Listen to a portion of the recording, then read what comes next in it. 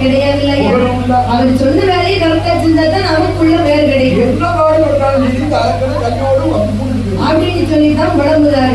இவருடைய புலம்பல் சத்தமானது புத்துக்குள் இருக்கும் அரக்கனுக்கு கேட்டது.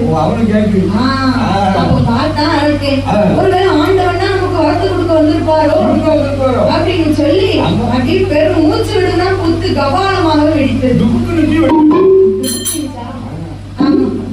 அப்படி புத்து வெடித்த போது வெளியே நிக்கிறது யாரு? நந்தி பகவான் நிக்காரு.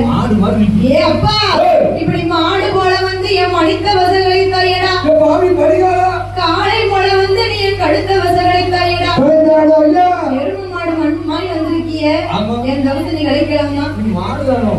மாடு யாரு? நந்தி பகவான். அப்ப நந்தி பகவானை பத்தி அப்படி இப்படி பேசுனா வல்லரக்கா. ஏப்பா வல்லரக்கா, நீ என்ன பேசாதப்பா.